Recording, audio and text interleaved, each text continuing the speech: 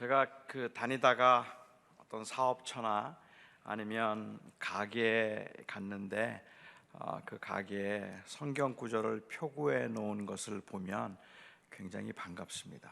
혹시 이 사업처를 운영하는 집이 기독교인인가 하는 생각도 들기도 하고, 그래서 성경 구절이 있는 달력이나 아니면 성경 구절을 표구해 놓은 것을 보면 반갑기도 하고 기독교인인가 보다라고 짐작을 하기도 합니다.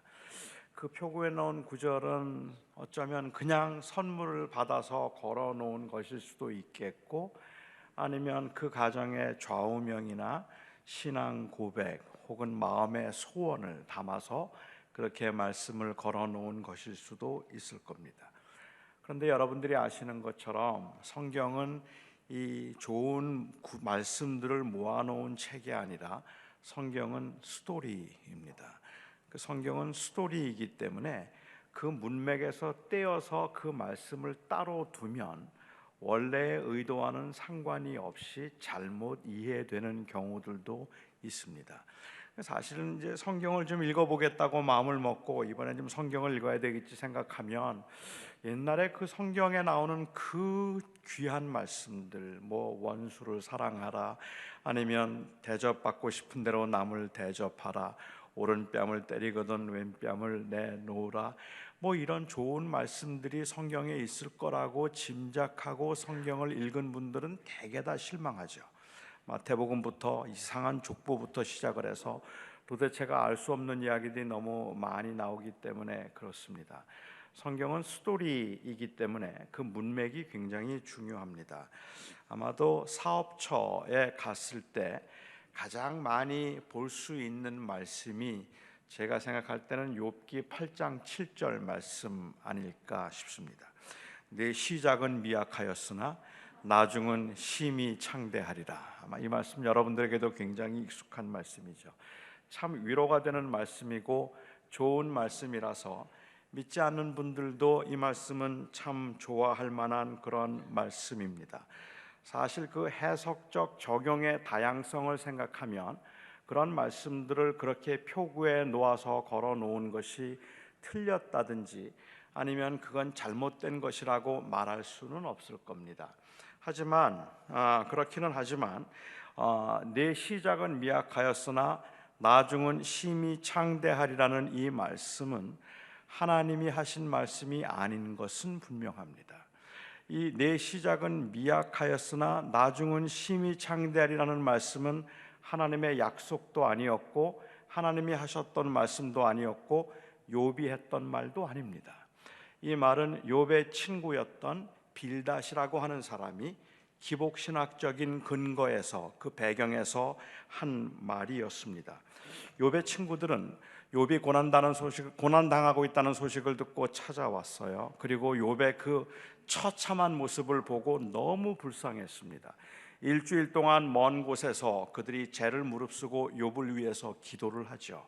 그렇게 기도를 하고 욥을 위해서 금식을 하고 난 다음에 그 다음에 욥을 만나서 이야기를 하는데, 그렇게 불쌍히 여기는 마음이 있기는 했지만 그럼에도 불구하고 욥의 친구들은 당시 유대인들이 가지고 있던 이 응징신학적 배경을 벗어나기는 어려웠습니다. 그러니까 그 당시 응징신학적 입장에서 보면 고난을 당하는 사람들은 다 죄 때문이에요. 누군가 고난을 당하고 있다면 죄를 지었기 때문에 그런 것이고, 하나님 앞에 크게 잘못했기 때문에 하나님을 진노하게 해서 고난을 당하게 되고 병을 얻게 되고 그리고 환난을 당하게 된다고 그 당시 사람들은 생각했죠. 하나님이 사랑하는 사람들은 다 형통하게 하시는데 하나님이 저주하시거나 하나님의 벌을 받은 사람들은 다 고난과 어려움을 당하게 될 것이라고 그 당시 사람들은 그렇게 생각하고 있었던 것입니다. 그렇기 때문에 욥을 찾아와서 안타까워하면서도 욥이 회개하고 돌아오면 하나님께서 다시 그를 회복시켜 주실 것이라는 의미에서 내 시작은 미약하였으나 나중은 심히 창대하리라고 말을 한 겁니다. 그러니까 내 시작은 미약하였으나 나중은 심히 창대하리라는 말은 내가 하나님 앞에 범죄했으니까 그 범죄한 것을 하나님 앞에 회개하고 돌아오면 하나님께서 다시 회복시켜 주리라고 이야기를 하고 있는 겁니다.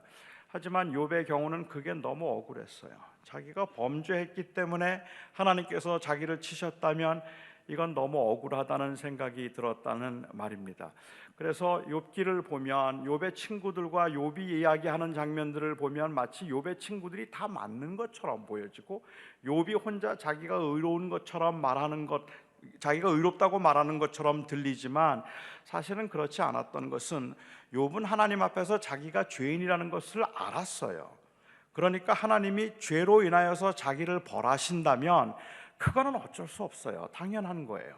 그런데 욥을 힘들게 만들었던 건 뭐냐면 하나님이 내 죄를 발견하여서 나를 이렇게 치셨다면 그거는 하나님이 그 하나님 앞에 어쩔 수 없는데 정말 하나님이 그러셨다면 어째서 너희들은 멀쩡하니? 그 이야기였어요. 왜 하나님이 너희들은 괜찮니? 너희들은 죄인이 아니니? 이 말을 욥은 계속해서 변론을 하고 있었던 것이죠. 하지만 이 빌닷의 말은 처음부터 틀렸습니다. 하나님께서 욥기를 통해서 말씀하고자 하셨던 것은 욥이 고난을, 죄를 지었기 때문에 고난을 당한다는 것이 아니었습니다. 우리는 종종 고난당하는 분들에게 욥기를 읽어보라 그래요. 그런데 욥기를 읽어보라고 하는 그 의도가 무엇일까 한번 생각해 보면 왜 고난 중에 있는 사람들에게 욥기를 읽어보라고 할까? 만일 고난 중에 있는 분들에게 욥기를 읽어보라고 하는 이유가 고난 가운데 있으면서도 욥이 불평하거나 원망하지 않고 오히려 하나님 앞에 그냥 그 고난을 잘 감수하고 감사함으로 인내했다는 것을 말하기 위해서라면, 그렇다면 욥기를 읽어보라고 말씀하지 마시고 욥기 2장까지만 읽어봐라 이렇게 말씀하시는 게 맞을 겁니다. 욥기 3장부터 욥은 출생을 저주하고 그리고 그 고난 가운데 굉장히 힘들어하는 모습을 보기 때문에 그렇습니다. 욥기의 주제는 고난을 당해도 불평하거나 원망하지 말라는 게 아닙니다. 제가 이해하는 바 욥기의 주제는 의인도 고난을 받는다는 것입니다. 의인도 이 땅에 사는 동안에 고난을 당할 수 있다는 것과 하나님의 어떤 계획과 섭리에 의해서 고난을 당할 수 있다는 것과 그 고난 중에 있으면서 욥은 하나님의 임재를 정말로 사무치게 그리워합니다. 그러니까 욥이 고난을 당하면서 정말 힘들고 어렵기는 했지만 욥이 알고 싶었던 건 하나님 지금 이 순간에도 저와 함께 하십니까? 그거예요. 하나님 지금 이 순간에도 하나님은 저와 함께 하시고 내가 이 고난당하는 것 주님 아십니까? 주님 보고 계십니까? 우리는 사실 고난도 힘들기는 하지만 그 고난 가운데 견디기가 힘든 이유 중에 하나가 있다면 그 고난의 의미가 무엇일까를 모를 때라고 저는 생각해요. 그래서 정말로 하나님 이 고난 가운데도 하나님이 함께 하시는가를 묻고 있었고 38장에서 하나님께서 친히 욥에게 나타나심으로 욥은 그 고난 가운데서 하나님이 함께 하신다는 것을 경험할 수 있었습니다.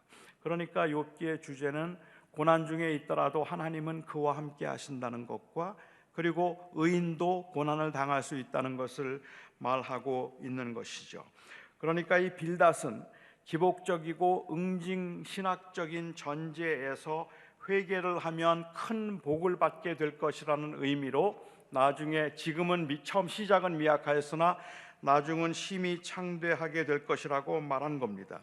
저는 이 말이 하나님이 하신 말씀이 아니라 빌닷이 기복적인 전제에서 한 말인 것을 교회가 알면서도 이러한 해석에 교회가 관대했던 이유가 혹 이 세상에서 잘되고 형통하고 성공하고 싶다는 욕망에 합리화는 아닐까라는 생각도 해보았습니다. 아무튼 내 시작은 미약하였으나 나중은 심히 창대하리라는 말씀은 위로가 되는 말씀이고 힘이 되는 말씀인 것은 틀림없는 사실이니까요. 사업처나 가정에서 볼 수 있는 성경 구절 중에 또 아주 쉽게 볼 수 있는 말씀 중에 하나가 있다면 아마도 빌립보서 4장 13절 말씀이 아닐까 생각을 합니다. 내게 능력 주시는 자 안에서 내가 모든 것을 할 수 있느니라.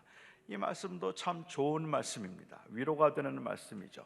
내게 능력 주시는 자 안에서 내가 모든 것을 할 수 있느니라. 하지만 제가 이해하기에는 이 말씀에도 오해가 너무 많다고 생각합니다. 바울은 감옥에 갇혀 있으면서 모든 상황에서 하나님의 주권을 인정함으로 자족할 수 있다는 고백을, 내게 능력 주시는 자 안에서 내가 모든 것을 할 수 있다고 말했습니다.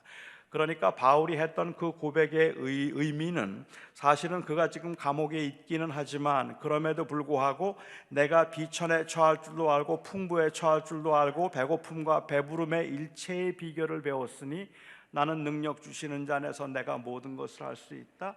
나는 그 하나님의 주권에 만족할 수 있고 자족하는 법을 배웠다고 고백을 하는 것이지, 내가 원하는 건 뭐든지 그 능력에 기대어서 뭐든지 이룰 수 있다는 고백을 하고 있는 것은 아닙니다. 하나님은 무엇이든지 할 수 있다는 것, 그것은 전능하심을, 하나님의 전능하심을 믿는 우리 모두의 고백입니다. 하지만 많은 그리스도인들은 사실은 하나님의 능력을 의심하고 있는 것이 아니라 하나님의 의지를 의심하고 있는 것이라고 보면 맞을 것 같아요.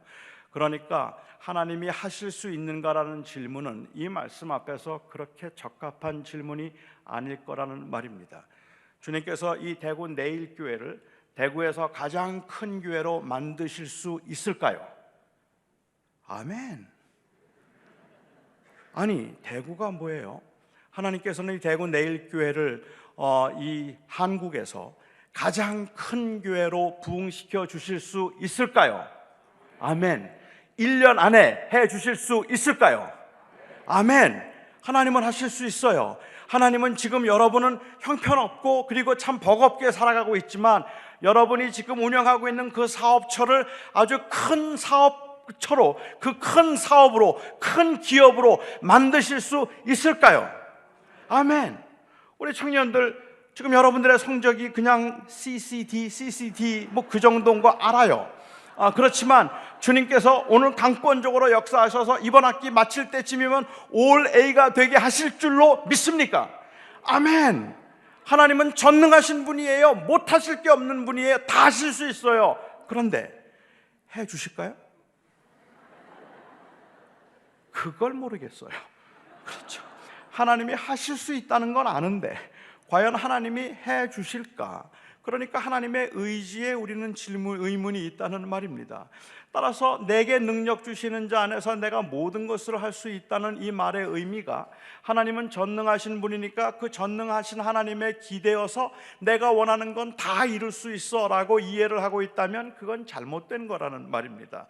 바울은 지금 그런 의도에서 그 말을 하고 있는 것이 아니라 내게 주어진 모든 상황에서 저는 그렇게 하나님을 주권으로 자족할 수 있다는 말이죠. 여러분이 자족에 대해서 좀 생각을 해보아도 바울이 말하고 있는 자족은 언제나 주어진 상황이나 상태에 대한 만족을 의미하지 않습니다. 우리는 우리에게 주어진 상태에 만족하기가 쉽지 않아요. 아니요, 사실은 그 상태에 만족하는 것은 자칫 태만일 수도 있다고 생각합니다. 여러분, 지금 현재 여러분들의 상태에 만족하십니까? 여러분들 수입 그 정도면 되겠습니까? 하나님이 조금 더 주시면 굉장히 화날 것 같으세요? 그냥 하나님 요 정도면 되고 저는 만족하오니 더 이상 주지 마옵소서. 우리 청년들의 성적 지금 만족해요? 지금이 딱 좋사오니 주님 그냥 이래대로만 졸업할 수 있게 해주십시오, 이렇게 생각하는 청년들 있습니까? 별로 없을걸요? 늘 아쉽죠. 여러분들의 건강은 어떻습니까? 조금만 더, 뭐 큰 욕심도 아니고 조금만 더 건강했으면 좋겠다는 마음이 있지 않나요? 그 마음은 전혀 문제가 되지 않아요. 사실은 그게 우리의 발전을 일으키는 것입니다. 바울이 말하는 건 내가 지금 감옥에 있으면서 너무너무 좋아서, 이 감옥이 너무 편안해서 제발 하나님이 여기서 나 내보내지 않았으면 좋겠다는 말을 하고 있는 게 아니란 말입니다. 그는 그 상태에 만족하고 있는 것이 아니라 하나님의 주권에 만족하는 게 자족입니다. 그러니까 하나님께서 내 인생을 주관하고 계시다면 내가 비록 가난해도, 내가 비록 부해도, 내가 비록 고난 가운데 있다 할지라도 그것이 하나님의 주권 가운데 하나님의 뜻이라면 나는 만족할 수 있다. 나는 자족한다는 그 말이죠. 그러니까 결국은 내가 원하는 것을 하나님의 능력으로 이룰 수 있다는 말과 하나님의 원하심이 내 삶을 통해서 이루어지기를 원한다고 이해하는 것은 아주 다른 겁니다. 바울이 내게 능력 주시는 자 안에서 내가 모든 것을 할 수 있다는 그 고백은 하나님의 능력에 기대어서 내가 원하는 건 다 이룰 수 있다는 뜻이 아닙니다. 오히려 그 말은 내가 그 하나님의 능력에, 하나님의 주권에 의지하여서 나는 모든 상황에서 주의 인도하심에 만족할 수 있다는 그러한 고백을 하고 있는 것이기 때문에 이 말씀을 문맥에서 떼어서 보면 이렇게 자칫 잘못 해석할 가능성이 많아진다는 말이죠. 저희 집에는 이렇게 표구된 성경 구절들이 하나도 없습니다. 말씀을 그렇게 사용하면 안 된다는 저의 신학적인 신념 때문에 그런 게 아니라 아무도 선물을 안 해줘서, 그래서 저희 집에는 이 표구된 성경 구절들이 하나도 없습니다. 그런데 만일 제가 저희 집을 하나님의 말씀으로 리데코레이트를 한다면 어떤 말씀이 좋을까? 어떤 말씀이 좋을까요? 어떤 말씀을 가지고 제가 저희 집을 다시 한번 새롭게 디자인을 하고 그 말씀들을 걸어 놓을까? 우선 저는 저의 그 이 침실에 제가 눈을 딱 떴을 때 볼 수 있는 그 벽에는 저는 시편 127편 2절 말씀을 거기에 걸어 놓을 것 같아요. 여호와께서 그 사랑하는 자에게 잠을 주시는도다. 이 말씀 너무 좋잖아요. 저는 아침에 일어날 때마다 그 말씀을 보고 잠자리에 들 때마다 그 말씀을 보면서 잠을 즐길 수 있는, 여호와께서 사랑하는 자에게 잠을 주신다는 말씀을 제가 마주보는 벽에 붙여놓고, 제 아내가 눈을 떴을 때 보이는 쪽으로 벽에는 잠언 24장 33절 말씀이 좋을 것 같아요. 내가 좀 더 졸자 좀 더 눕자 하면 빈궁이 도적같이 임하리라. 그래서 제 아내는 늘 그 말씀을 묵상하면서 항상 깨어 있도록 하고, 저는 여호와께서 사랑하는 자에게 단잠을 주신다는 말씀으로 늘 저는 잠을 즐길 것 같아요. 식당에는 어떤 말씀을 걸어 놓을까요? 제가 마주보는 벽에는 디모데전서 4장 3절 말씀이 좋아요. 모든 음식은 하나님이 주신 바니 감사함으로 받으면 버릴 게 없느니라. 너무 좋잖아요. 그래서 모든 음식은 하나님이 주신 것이다. 그러니 감사함으로 잘 먹자, 이 말씀을 붙여놓고, 제 아내가 마주보는 벽에는 마태복음 4장 4절이 딱 좋습니다. 사람이 떡으로만 살 것이 아니요 하나님의 입으로 나오는 말씀으로 살 것이니라. 이 말씀을 제 아내는 늘 묵상하도록 하는 거죠. 저희 아이들의 방에는 잠언 13장 1절이 좋습니다. 지혜로운 아들은 아비의 훈계를 듣느니라. 그 말씀을 제 아들은 늘 묵상하도록 하고, 화장실에는 빌립보서 3장 8절 말씀이 괜찮습니다. 내가 그를 위하여 모든 것을 잃어버리고 배설물로 여김은 그리스도를 얻기 위함이라. 그래서 화장실에서 늘 그리스도를 얻기 위하여 내가 모든 것을 배설물로 여긴다는 걸 묵상할 수 있으면 괜찮을 것 같아요. 그렇다면 주방엔 어떤 말씀이 좋을까요? 주방에 제가 여러 교회를 다녀보았는데, 옛날에, 지금은 그렇게 확인을 못했지만 옛날에 제가 그 교회를 다니다 보면 주방에 제일 많이 걸려있는 말씀이 누가복음 16장 10절 말씀이었습니다. 혹시 내일 교회도 그 말씀이 없기를 바랍니다. 누가복음 16장 10절 말씀이었어요. 지극히 작은 것에 불의한 자는 큰 것에도 불의하고, 지극히 작은 것에 충성된 자는 큰 것에도 충성되니라. 이 말씀이 주방에 많이 붙어 있었습니다. 지극히 작은 것에 불의한 자는 큰 것에도 불의하고, 지극히 작은 것에 충성된 자는 큰 것에도 충성되리라는 이 말씀이 왜 주방에 많이 붙어 있었을까요? 왜 주방에 많이 붙어 있었을까? 아마도 그것은 주방에서 하는 일들, 청소하는 일, 설거지하는 일, 음식을 만드는 일들은 다 작은 일들이고, 선교, 설교, 예배, 제자 훈련, 이와 같은 일들은 다 큰 일이라고 생각하는 이 이원화된 사고 때문일 거라고 저는 생각을 했습니다.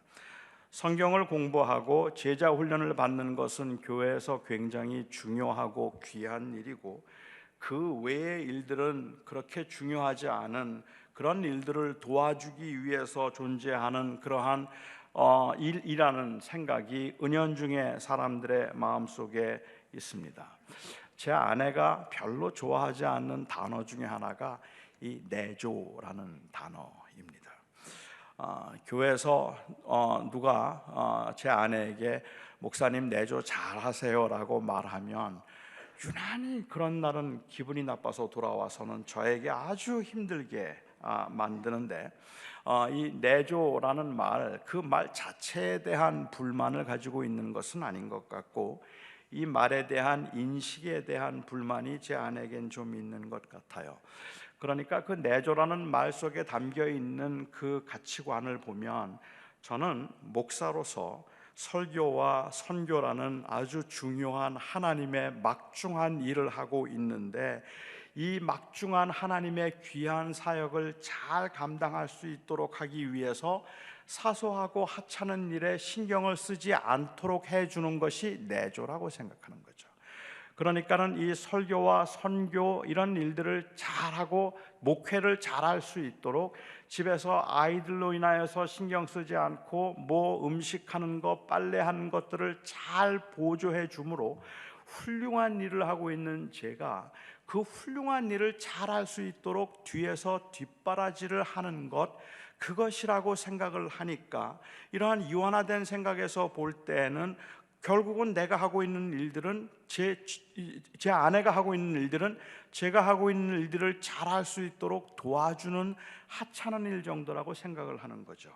사실은 가정에서 아이를 돌보는 일도, 그리고 가정에서 맡겨진 그 일들을 감당하는 것도 하나님이 나에게 맡기신 사명이라 이것도 하나님의 일이라고 생각을 하고 정말로 자부심과 그리고 또한 긍지를 가지고 할 만한 일인데도, 그런 일들이 아니라 이런 것들은 사실은 다 하찮은 일인데, 목사가 더 중요한 일을, 남편이 더 큰 일을 하도록 하기 위해서 그런 일들을, 그런 하찮은 것에는 신경 쓰지 않도록 하는 것이 내조라고 생각하면 그 존재적으로 종속되었을 뿐만 아니라 존재적으로 더 열등하다는 생각을 갖게 만든다는 거예요. 그것 자체를 소중하게 여기지 않기 때문에 그런 겁니다. 이건 틀림없이 이원화의 현상이라고 저는 생각을 하는데, 아마도 사람들이 이런 인식을 가지도록 만드는데 크게 기여한 사건이 있다면 오늘 본문에 나오는 사건이 아닐까 생각을 합니다. 오늘 본문의 사건을 보면 예수님께서는 주방에서 일하던 마르다보다는 주님 앞에서 턱을 괴고 말씀을 듣고 있던 마리아를 주님은 더 칭찬하신 것처럼 보이기 때문에 그렇습니다. 마르다는 많은 일로 분주했지만 몇 가지만 혹은 한 가지만이라도 족하다는 책망 비슷한 말씀을 들었고, 마리아는 좋은 것을 취하였으니 빼앗기지 아니하리라는 말씀을 하셨습니다. 그렇다면 이 마리아가 취한 좋은 것, 빼앗기지 아니할 그 좋은 것은 도대체 뭘까요? 말씀을 듣는 것. 말씀을 듣는 것이 주방에서 일하는 것보다 더 좋은 것이기 때문에 마리아는 이것을 절대로 빼앗기지 아니하리라고 주님께서 말씀을 하신 걸까요? 저는 주님께서 이 사건을 통해서 말씀을 듣는 것 혹은 종교적인 것과 그리고 그 외의 일반적인 것을 구분하는 이원화를 권장하셨다고 생각하지는 않습니다. 이 말씀을 좀 이해하기 위해서는 사실은 이 말씀 이전에 나오는 선한 사마리아 사람의 비유를 살펴볼 필요가 있을 것 같아요.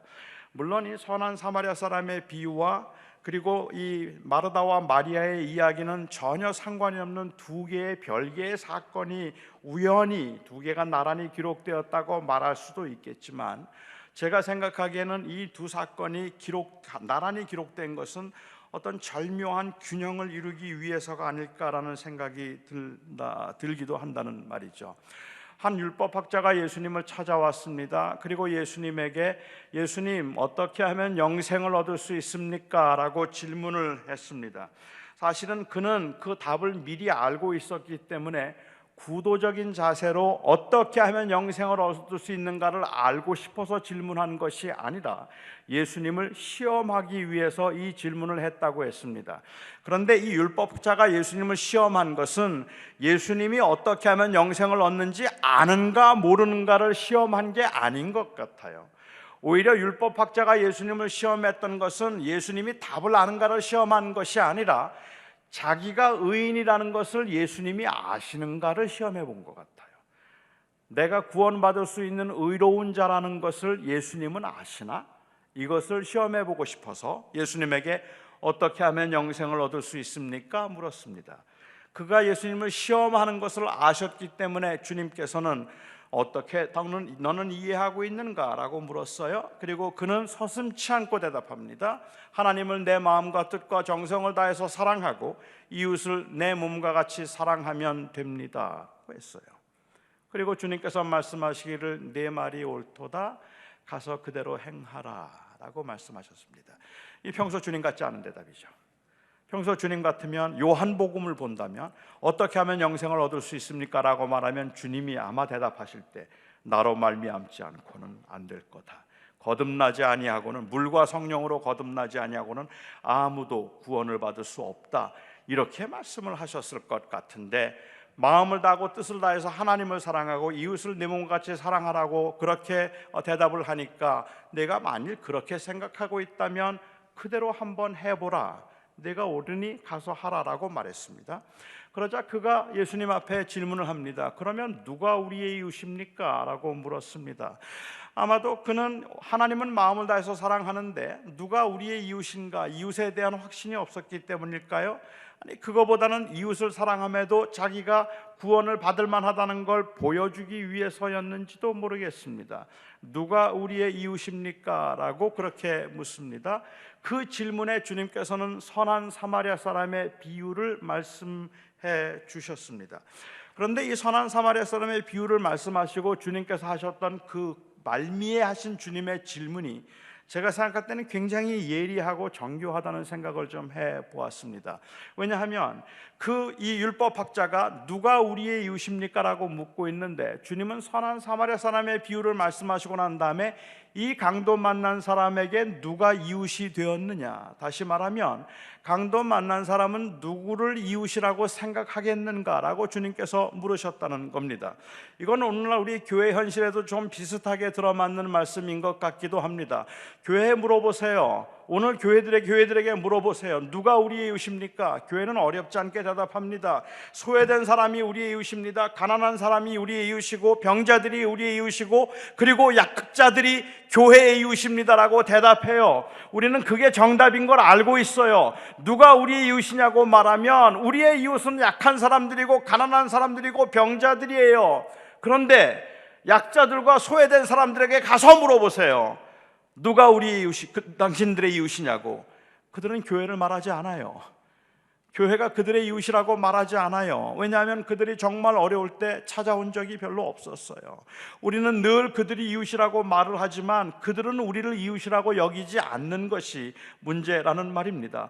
그러니까 누가 우리의 이웃이냐는 질문보다 오히려 주님께서 이 율법학자에게 물으셨던 질문은 이 강도 만난 사람은 누구를 이웃이라고 생각하겠는가라고 오히려 반문하고 계셔서 그가 이웃을 사랑한다고 말하지만 사실은 이웃을 사랑하지 않는 것임을 주님께서는 말씀하셔서 율법 자기는 구원에 이를 수 있다고 생각하지만 여전히 거기에 미흡하다는 것을 강조하신 말씀이라고 볼 수 있을 것 같습니다. 유대인들은 이웃 사랑하는 게 그렇게 어렵지 않았어요.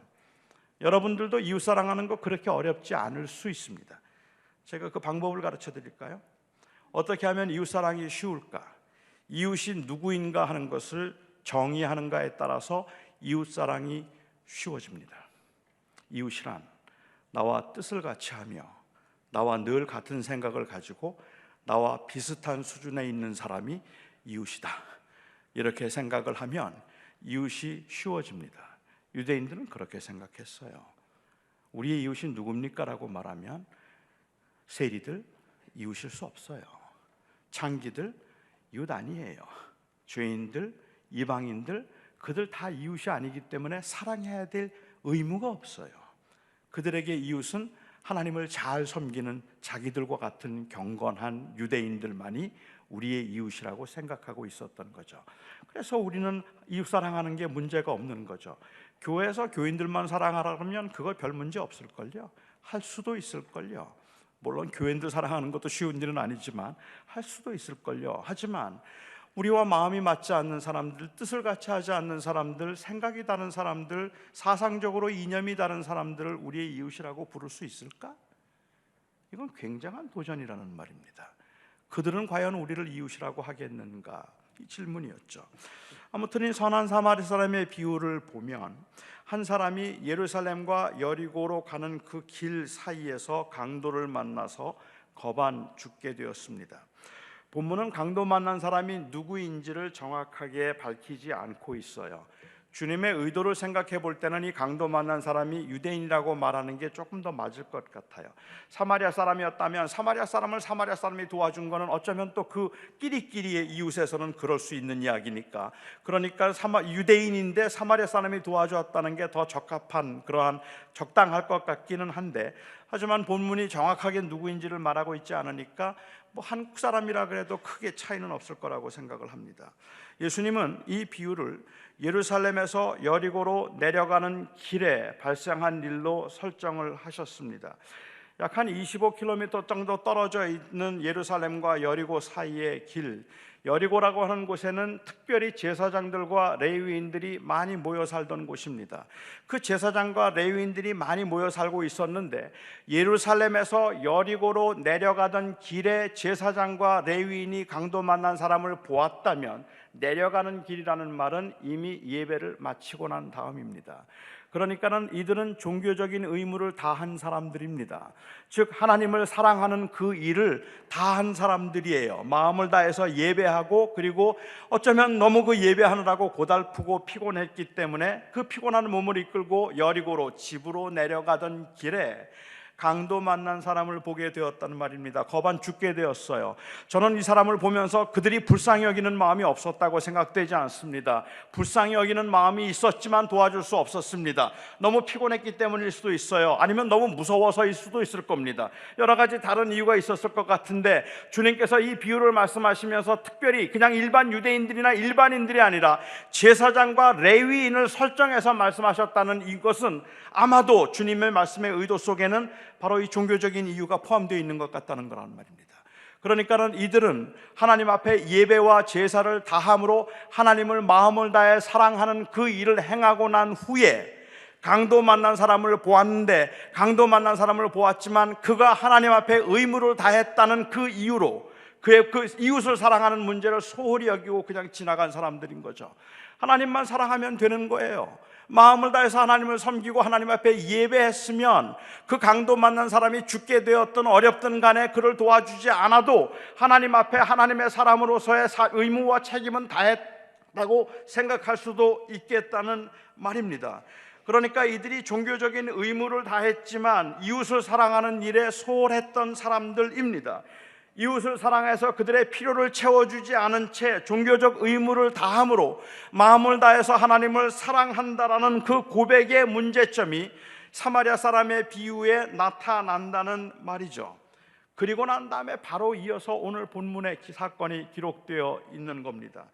그러니까 이 사건을 보면서 말씀을 듣는 것 혹은 종교적인 일, 이 말씀을 듣는 것을 종교적인 행위로 보아서 말씀을 듣는 것이 주방에서 일하는 것보다 더 중요하다고 말하거나, 교회에서 말씀을 배우고 말씀을 듣는 것이 사회 정의나 아니면 일상적인 삶에서의 책임보다 더 우선되어야 된다고 말하는 것은, 주방에서 그렇게 말함으로 주방에서 힘들게 일하고 있는 사람을 도와주지 않아도 된다고 보는 것은, 이것은 선한 사마리아 사람의 비유와 상충된다는 말입니다.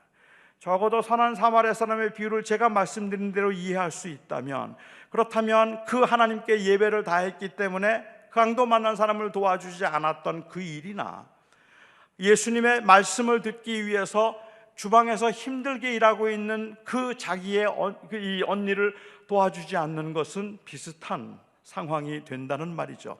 그래서 저는 이 두 개가 균형을 이루도록 주님이 말씀하신 건 아닐 거라는 생각을 할 수 있습니다. 누가는 그냥 한 마을이라고 했지만 요한복음에 보면 이 마을은 베다니를 가리킵니다. 주님께서는 명절에 예루살렘에 오실 때마다 예루살렘에서 한 2km 정도 떨어져 있었던 이 베단이라고 하는 마을에 자주 들르셨습니다. 대체로 가난한 사람들이 많이 모여 살았던 마을이라고 하는데, 주님께서 그 마을에 자주 들르셨던 이유 중에 하나는 거기에 주님이 사랑하던 사람들이 있었기 때문입니다. 요한이 증언하는 것처럼 나사로, 그리고 이 마르다와 마리아를 주님께서는 많이 사랑하셨던 것 같아요. 그래서 거기에 자주 갔습니다. 한글 성경에서는 마르다를 언니라고 번역을 했어요. 그런데 사실은 마르다가 언니인지 아니면 마리아가 언니인지는 정확하게 모릅니다. 원어상으로는 그냥 sister라고 되어 있기 때문에 자매라고 되어 있어서 누가 더 언니인지 모릅니다. 그런데 우리가 아는 것처럼 한글 문화에서는 그냥 두 자매가 있어서 이렇게 이야기하면 그 관계 설정이 너무 애매해져요. 우리는 만나면 언제나 일단은 나이를 물어보아서 누가 언니인지 확인하고 그 다음부터 이야기가 편해져요. 그러니까 누가 더 나이가 많은지 누가 더 나이가 적은지 그거를 빨리 알아야 제가 대하는 태도가 달라진다는 말입니다. 나보다 나이가 좀 어리다 싶으면 그러면 그냥 동생처럼 대해주면 되는데, 그런데 나이를 짐작할 수 없을 때는 도대체 영 불편하기 이를 데 없는 거죠. 저처럼 이렇게 워낙에 이 얼굴이 동안이라서 남들이 보기에는 그냥 한 40대 뭐 이렇게 보일 수 있는 이 나이니까, 그러니까는 자칫 사람들에게 무시를 당할까봐 저는 사람만 만나면 제가 63살이라고 말해요.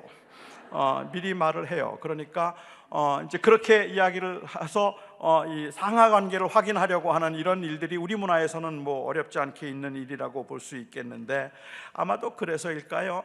한글 성경에서는 누가 언니인지를 모르는데도 마르다를 언니라고 번역을 했습니다. 아마도 이 잔치를 전체를 주도했던 사람이 마르다였기 때문에 언니였다고 말한 것 같기도 해요.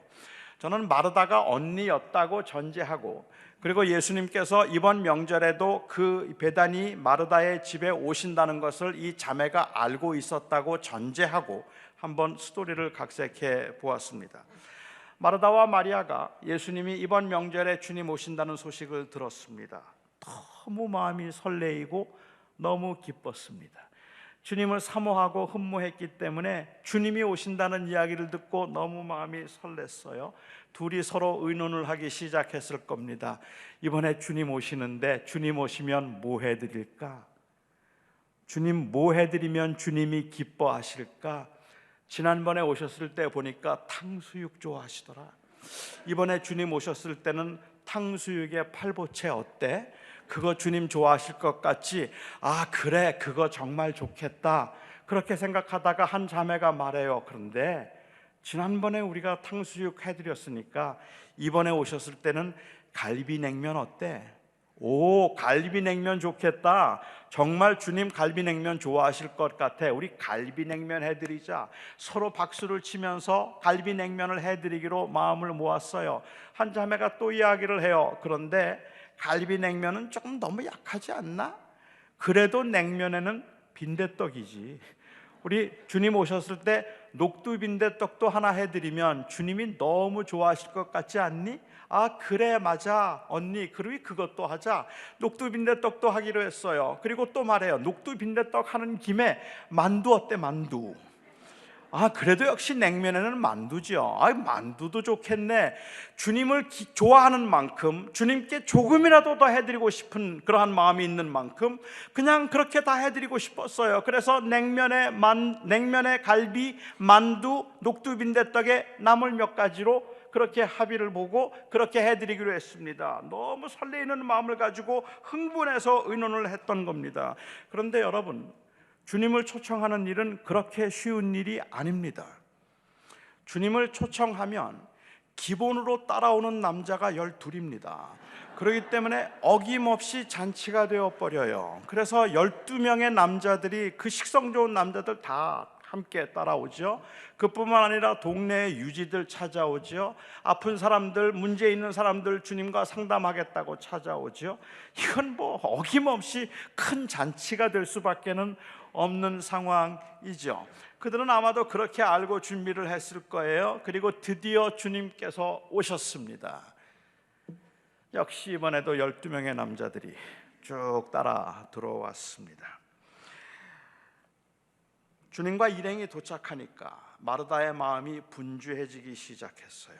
아무리 일찍부터 음식을 준비해도 손님들이 오면 바빠지는 법 아닙니까? 뭐 전을 미리 부쳐놓겠습니까? 국수를 미리 삶아놓겠습니까? 그러니까는 먼 거리 여행하시느라고 엄청 피곤하실 텐데, 그때가 점심이었다고 가정하고 주님께서 시장하실 텐데 빨리 맛있는 거 해드려야 되겠다는 그 주님을 향한 마음이 크면 클수록 마르다는 마음이 조급했어요. 주님 빨리 맛있는 거 해드려야 되는데 얼마나 시장하실까? 우리 손님들 오셨는데 빨리빨리 하자, 빨리빨리 하자. 열심히 음식을 준비하고 음식을 장만하고 열심히 하는데, 그렇게 바쁘면 바쁠수록 마음이 분주해지는 거죠. 너무 바빠서 막 정신없이 일을 하다 보니까 마리아가 안 보여요. 마리아 어디 간 거야? 이렇게 바쁘고 힘든데 마리아 도대체 어디 간 거야? 마리아를 한참 찾다 보니까 마리아가 예수님 발 앞에 앉아서 말씀을 듣고 있어요. 아마도 마르다는 그 마리아를 보면서 자꾸 계속 눈짓을 했겠죠. 그리고 아마 그 눈을 마주치고 나오라고, 마리아가 마르다를 보았을 겁니다. 빨리 나오라고, 바쁘니까. 그런데 마리아가 마르다를 보고 난 다음에 본 척도 안 하고 주님을 또 보고 있어요. 그리고는 그 앞에서 아무리 신용을 하고 아무리 애를 써도 마리아가 이제는 눈도 주지 않습니다. 마르다가 화가 났어요. 이럴 때는 마리아에게도 화가 나지만 그 마리아를 내보내지 않는 주님에게도 화가 나는 법이죠. 그래서 주님을 찾아와서 주님 앞에 따졌습니다. 주님, 나 혼자 일하게 내 동생이 두는 것을 주님께서는 상관치 아니하십니까? 나 혼자 이렇게 고생하고 힘들게 있는데 주님 어찌하여서 그냥 내버려 두십니까? 내 동생을 명하여, 마리아를 명하여 나를 도와주라 하소서. 이때 마르다는 주님의 어떤 반응을 기대하고 있었을까요?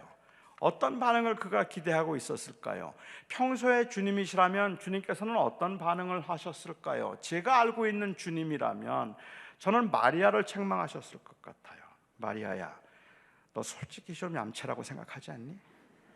저 언니 저렇게 지금 발을 동동 구르면서 힘들게 지금 일하는 것 좀 봐. 저렇게 힘들게 일하고 있는데 너 혼자 이렇게 말씀 듣겠다고 앉아있으면 이게 되겠냐? 나가서 언니 좀 도와주지? 이게 주님답지 않습니까?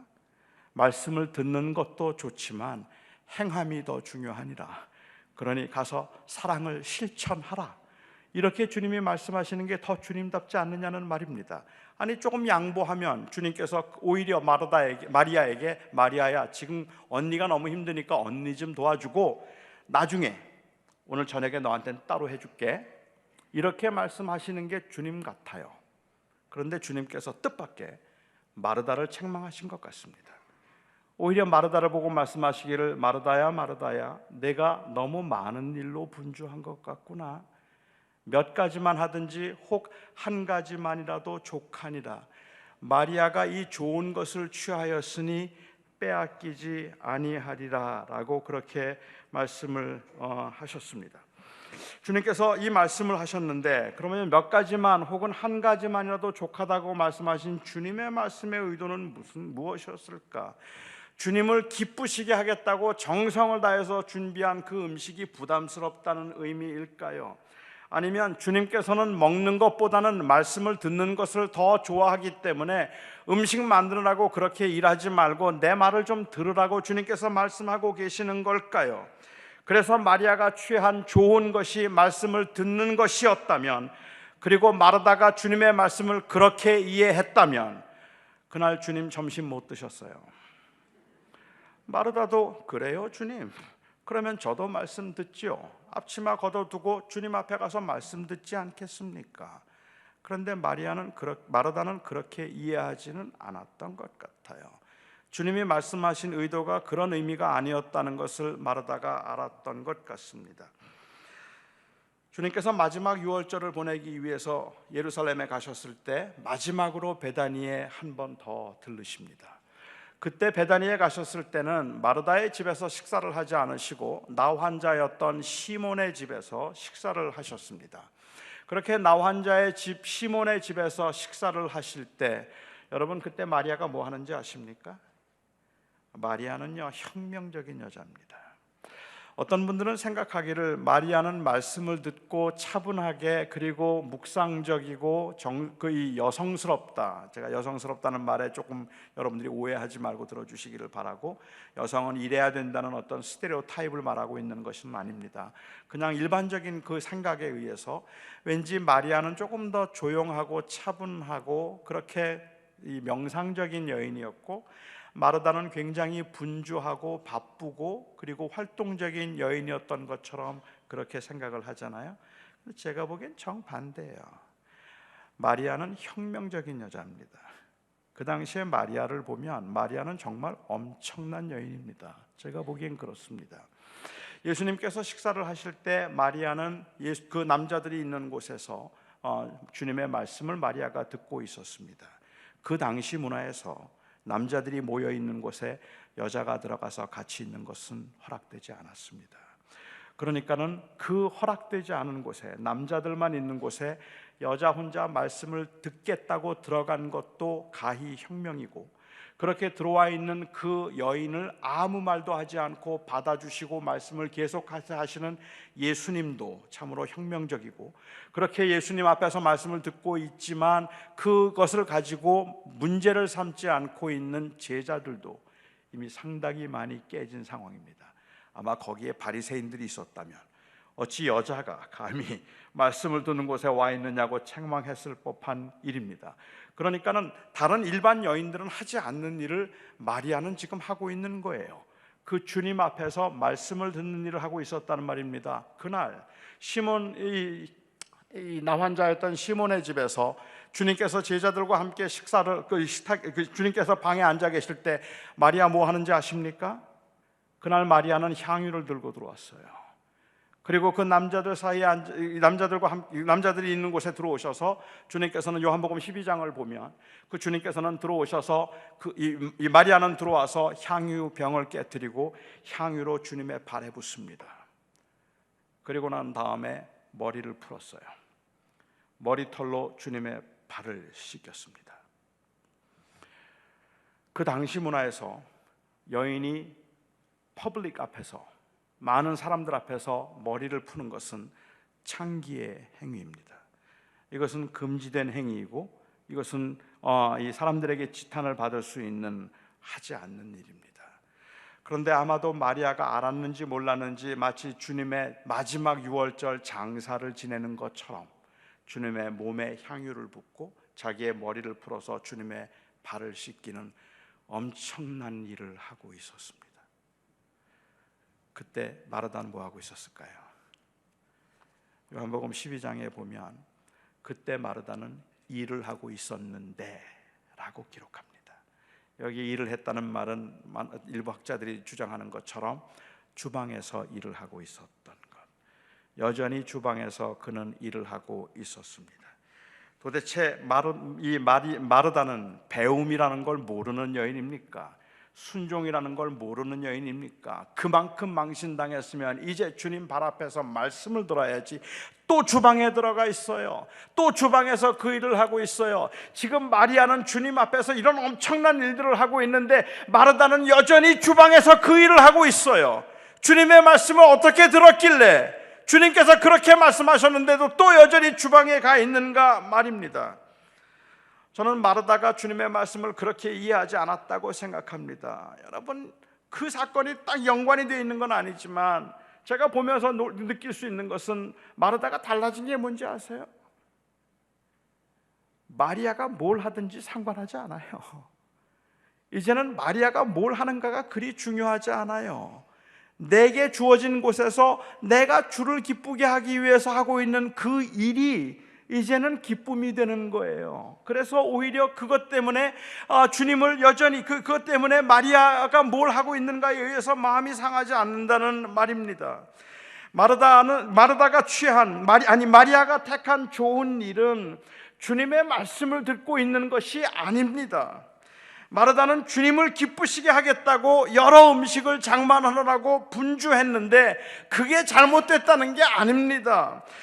마르다의 문제는 그 분주함으로 인하여서 주님을 놓친 거예요.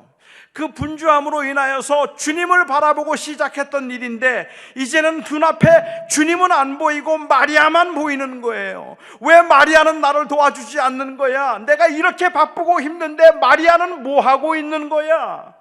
마리아가 취한 좋은 것이란 그냥 단순히 말씀을 듣고 있는 것이 아니라 마리아가 취한 좋은 것은 여전히 주를 바라보고 있는 거라는 말입니다. 그 주님을 바라보고 있었다면 마르다는 주님을 바라보면서 시작한 일인데 주님을 기쁘시게 하겠다고 시작한 일인데 일이 너무 많아서 일이 너무 피곤해서 점점 그 기쁨은 분노로 불평으로 만들어지기 시작하고 그 마음속에 있던 기쁨은 사라지고 오히려 원망이 점점 깊어져 갔다는 말이에요. 왜 아무도 나를 도와주지 않는 거야? 내가 이렇게 힘들고 버거운데 왜 아무도 나를 도와주지 않고 아무도 나에게 관심을 갖지 않는 거야? 내가 이렇게 힘든데.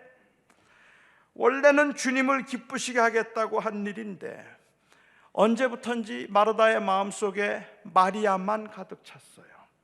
그 다음부터는 이 일은 기쁜 일이 아니었습니다. 이 사건은 단순히 주방일이 더 중요한가, 성경 공부가 더 중요한가에 관한 말씀이 아닙니다. 이 사건은 단순히 설교나 목회가 더 거룩한 일인가, 아니면 주차 봉사나 혹은 유아를 관리하는 일이 더 거룩한 일인가를 말하고 있는 것이 아닙니다. 거룩함은 무엇을 하는가로 결정되는 게 아닙니다. 거룩함은 무엇을 하는가로 결정되는 것이 아니라 누구를 위해서 하는가로 결정되는 것입니다. 그러니까 거룩함은 무엇을 하는 것이 거룩한 것이 아니라 그 일이 누구를 위한 일인가에 의해서 거룩함이 결정된다는 말입니다. 여러분이 설교가 거룩한 일이라고 생각하십니까? 설교가 거룩한 일입니까? 설교가 하나님의 일입니까? 아닐걸요. 제가 오늘 이 설교를 하면서 제 마음속에 온통 어떻게 하면 설교를 조금 더 잘해서 여러분들에게 인정을 받고 내가 좀 더 이름이 있는 그러한 설교자가 되어서 조금 더 명예와 그리고 부를 누리면서 살 수 있을까 하는데 온통 관심이 있어서 어떻게 하면 여러분들이 예수 그리스도를 온전히 바라보며 그 예수 그리스도로 인해서 만족하며 살 수 있게 할 수 있을까라는 그 마음보다 어떻게 하면 내가 인정을 받고 좋은 목사고 훌륭한 목사라는 말을 들을 수 있을까에 궁극적인 관심을 가지고 이렇게 설교를 하고 있다면 이건 세속입니다. 이거는 저의 영광을 위해서 하고 있는 세속입니다. 거룩함은 무엇을 하는가로 결정되는 게 아니라 누구를 위해서 하는가로 결정되는 겁니다. 주방에서 하는 일도 주차장에서 하는 일도 주를 위한 일이면 거룩한 일입니다. 설교도 전도도 선교도 자기를 위한 일이면 그게 세속이 되는 겁니다. 우리에게 주어진 그 모든 상황에서 예수 그리스도를 바라보아서 주를 위해서 그 일을 한다면 우리는 어떤 일의 종류에 의해서 거룩함과 세속을 나눌 수가 없다는 말이에요. 여러분들이 현재 주어진 곳에서 일하고 있는 그 모든 일들이 가정에서 일하는 것들, 병원에서, 직장에서, 학교에서, 그리고 또한 그 가게에서 여러분들이 어디에서 일을 하고 있든지 여러분들에게 주어진 현장에서 주를 위하여 살아가고 있을 때 그 일은 거룩한 일입니다.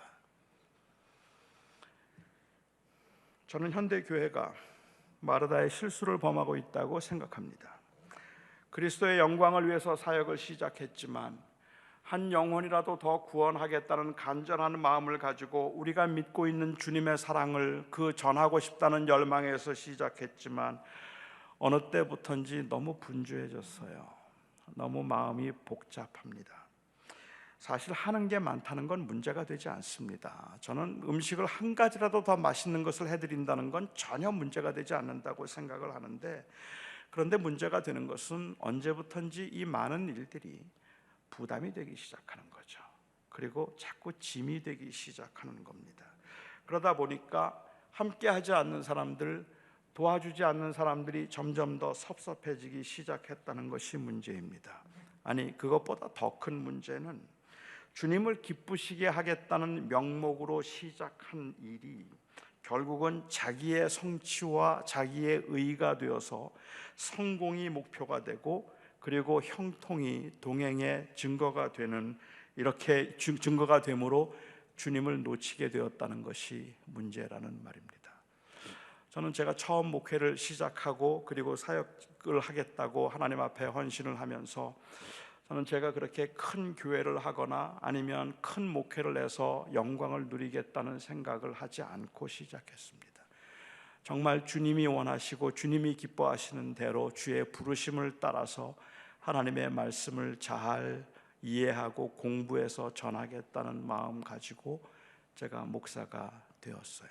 그게 처음 시작할 때의 마음인데, 27년 제가 목회를 하면서 내가 언제 울었나, 언제 웃었나 돌아보면 제가 울고 분노했던 거의 모든 순간들, 나 이제 그만할 거라고 그렇게 이 투정을 부리면서 그냥 다 그만두고 싶었던 때, 그때는 주님께 실망했던 때가 아니라 사람들에게 실망했을 때였습니다. 그러니까 저는 주님을 보고 시작했는데 사역을 하면서 사람만 보이더라고요. 교회가 부흥할 때는 그냥 좋고요, 조금 어렵거나 힘들면 그냥 낙심이 되어서 아무것도 하기가 싫어지더라는 말입니다. 나는 처음 시작할 때는 그런 마음으로 시작하지 않았는데, 내가 고난이라 할지라도 환난이라 할지라도 주를 바라보며 주님이 기뻐하시는 일을 하겠다고 사역을 시작했는데, 언제부턴지 주님이 기뻐하시는 일하면 어디든지 가겠습니다가 아니라, 하나님 왜 이렇게 이 사람들은 나를 도와주지 않는 겁니까? 왜 이 사람들은 나를 알아주지 않는 겁니까? 그게 못마땅하고 그게 원망이 되어서 불평과 그리고 이 불만과, 그리고 또한 그래서 생기는 그 비교의식과 억울함, 이런 것들이 저의 삶에 부끄럽지만 제 목회 현장에서 언제나 자주 경험했던 것들임을 고백하지 않을 수 없습니다. 저의 목회 현장에서 제가 제일 힘들었던 것은 어쩌면 주님을 보는 것이었는지도 몰라요.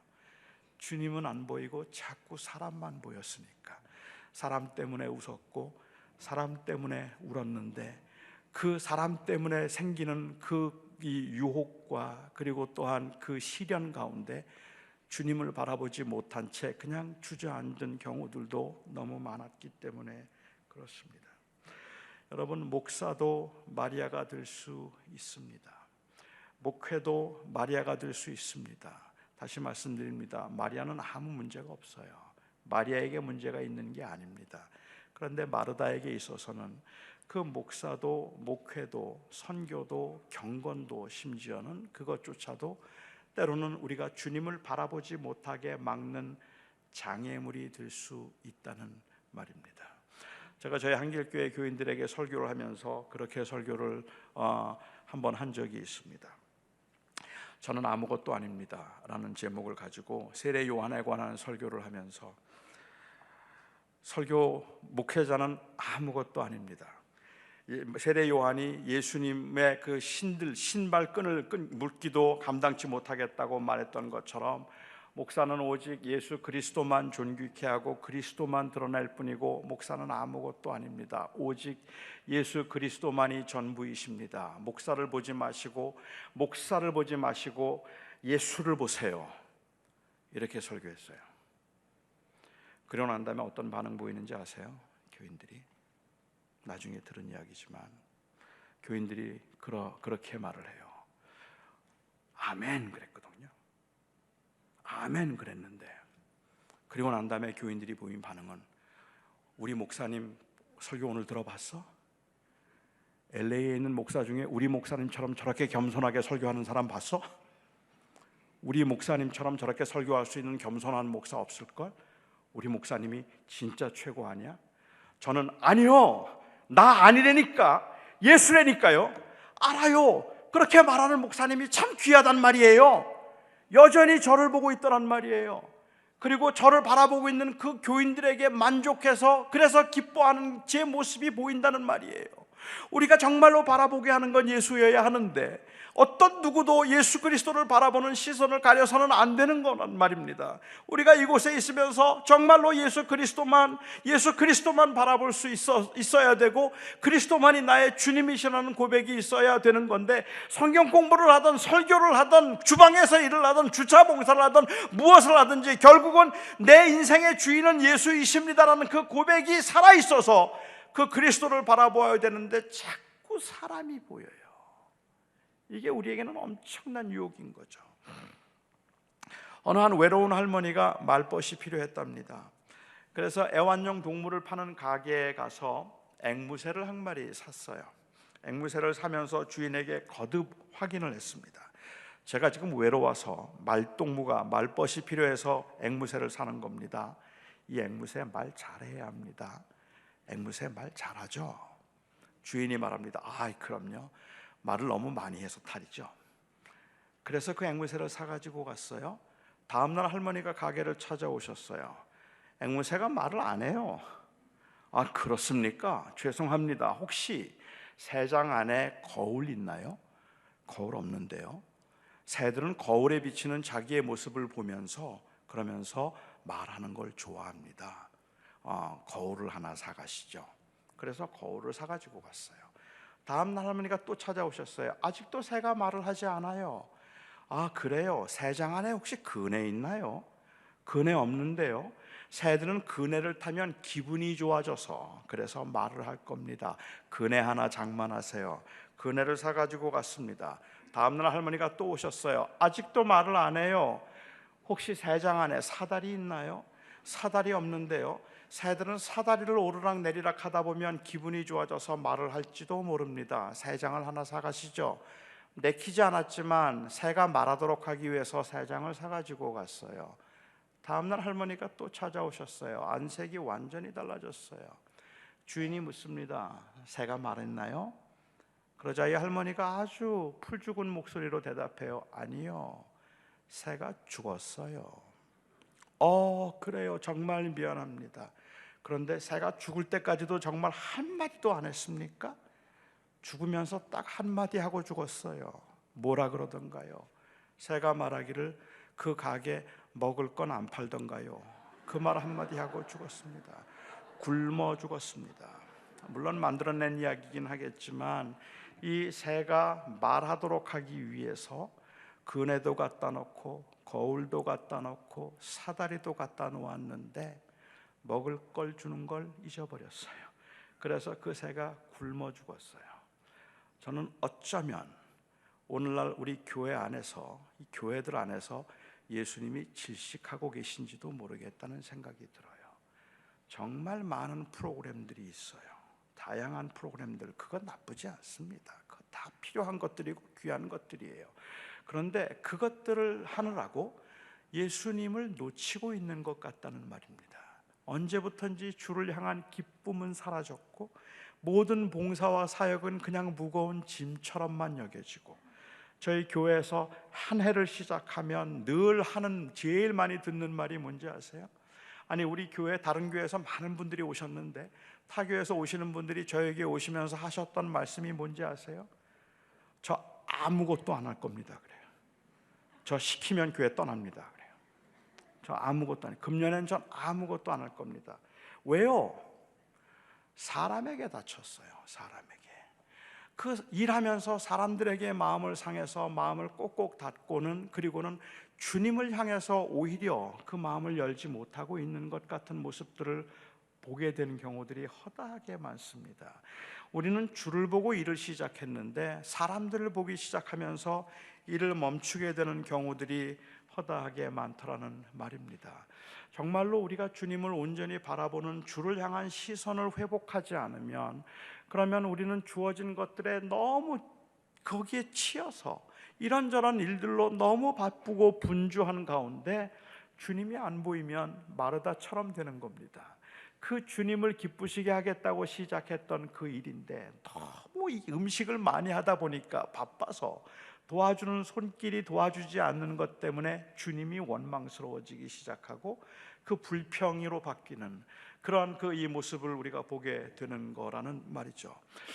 어쩌면 한국 교회는 예수 그리스도에 대한 깊은 명상이 많이 없는지도 모르겠다. 주님에 관한 이야기를 많이 하기는 하는데 예수 그리스도가 우리를 위해서 무엇을 하셨는지, 그분이 나에게는 누구인지에 관한 의식도 없이 그냥 교회 생활에 너무 많이 바쁜 것 같다는 생각도 들기도 해요. 19세기에 그 미국에서 이 Second Great Awakening이 있고 난 다음에 D.L. 무디나 찰스 피니에 의해서 그러한 이 부흥 운동이 일어나고 개인 회심 운동이 일어났을 때 많은 사람들이 예수를 구주라고 영접함으로 이제 구원을 받는다는 사실이 정말 충격적으로 이 미국 사회를 흔들었던 때가 있습니다. 그런데 그런 모습을 보면서 일부 사람들은 그것을 굉장히 우려하고 그리고 염려스럽게 본 사람들이 있었어요. 그래서 그 사람들이 볼 때는 미국의 19세기 기독교가 도덕적으로 타락했다고 보았는데, 자기의 개인의 구원에만 관심을 가지고 있어서 사회 정의나 약자들에 대해서 소홀히 여겼다고 생각했던 이 소위 말하는 소셜 가스펠 무브먼트를 일으킨 사람들이 있습니다. 이 소셜 가스펠 무브먼트를 일으켰던 주역 중에 한 사람이 찰스 셸던이라는 목사입니다. 이 찰스 셸던이라고 하는 이 목사가 그 당시에 이 윤리적인 이 타락함을 애석하게 여기면서 쓴 책이 아마 우리 한국말로는 예수님이라면 어떻게 하셨을까라고 번역된 고전이죠.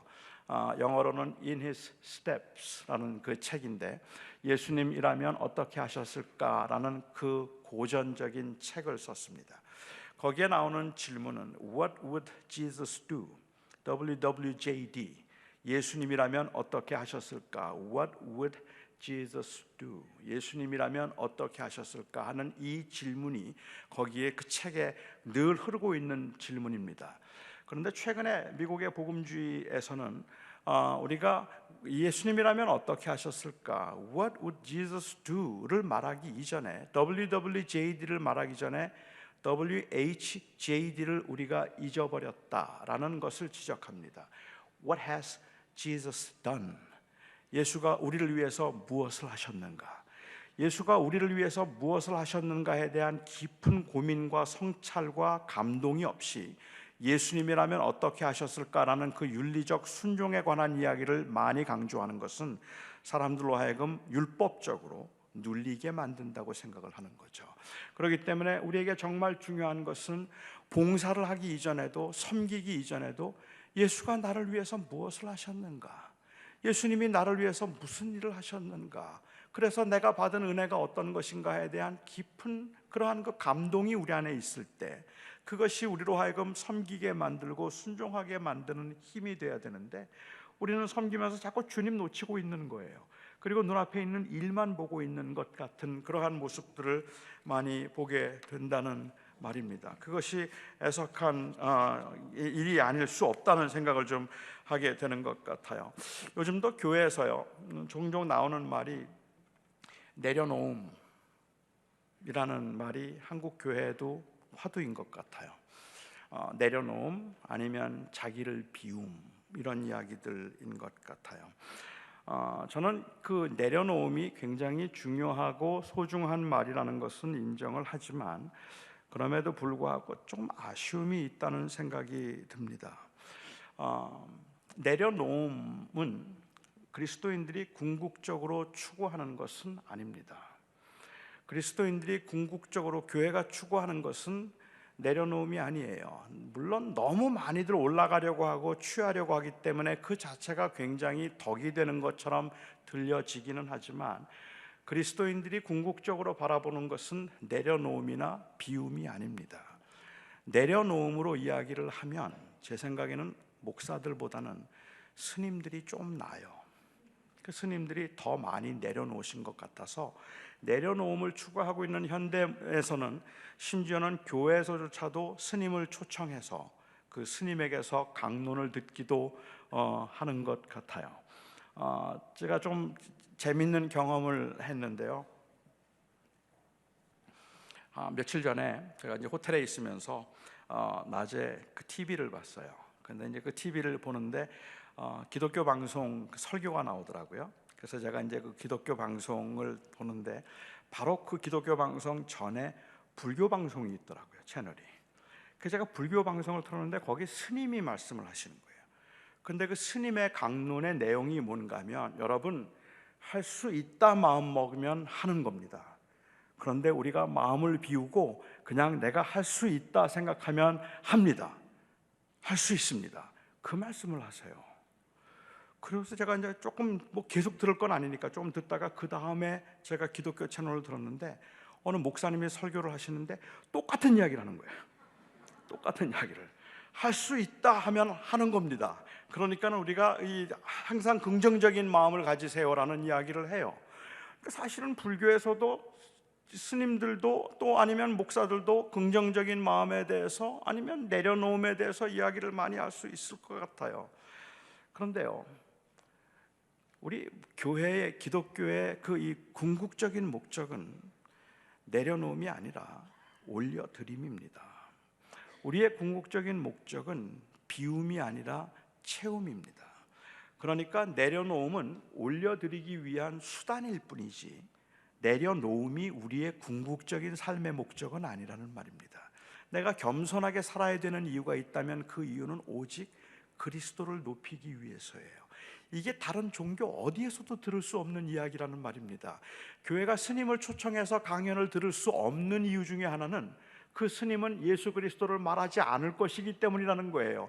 단순히 내려놓음을 말하라고 한다면 좋은 강연이 되겠지만, 그리고 비움을 말하라면 좋은 강연이 되겠지만, 우리는 그렇게 비움과 내려놓음을 통해서 나의 주님이 되시는 예수 그리스도를 온전히 높이며 오직 그만을 바라보기를 바랍니다라는 그 고백은 거기에서 나올 수 없기 때문에 그런 거란 말입니다.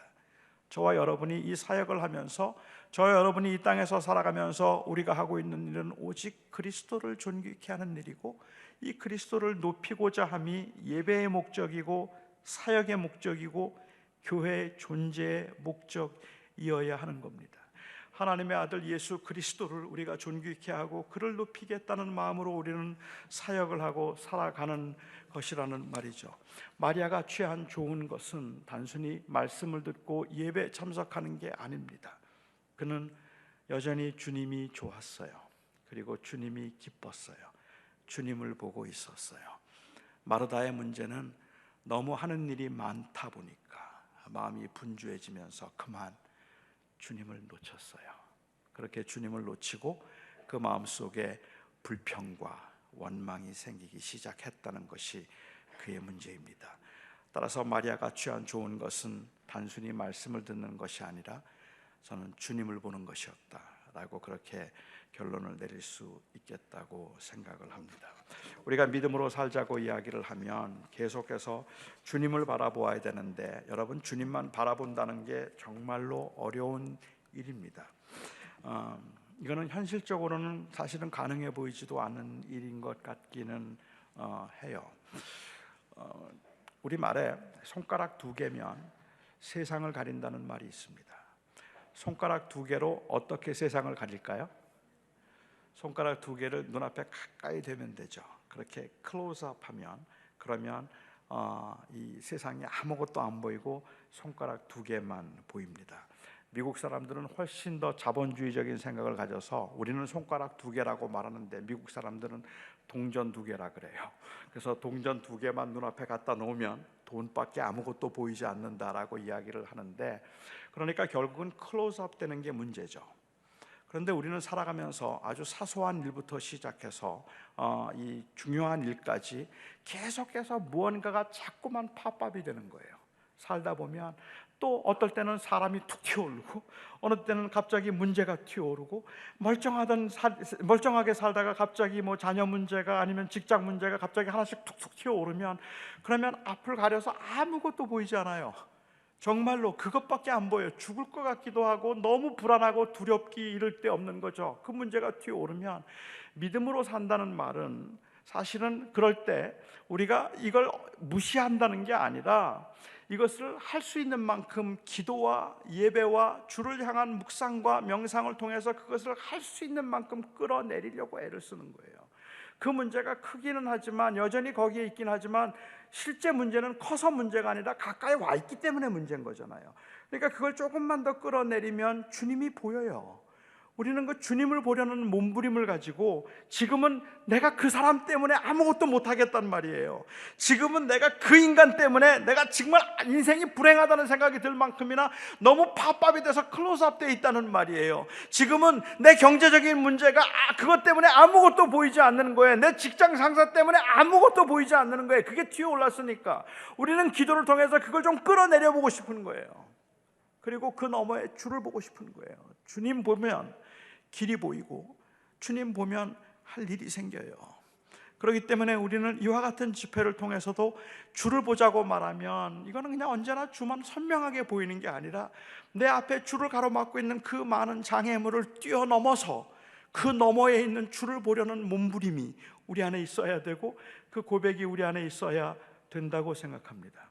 여러분들의 시야를 가리는 것이 무엇인지, 지금 여러분들의 마음속에 그 기쁨을 뺏어가고 여러분들의 마음에 있던 그 열정과 헌신의 마음들을 점점 식게 만든 것이 도대체 무엇인지 한번 살펴보시고, 여러분들이 오늘 이 밤에도 그것을 뛰어넘어서 주를 바라봅니다 라고 고백할 수 있고, 내가 주님 때문에 삽니다, 나를 위해서 십자가에 죽으시고 나를 위하여서 속량 죄사함이 되신 예수 그리스도가 내 생명입니다, 이 고백을 다시 한번 진심으로 회복할 수 있게 되기를 바랍니다. 교회가 이 고백을 회복해야 할 것입니다. 기도하죠.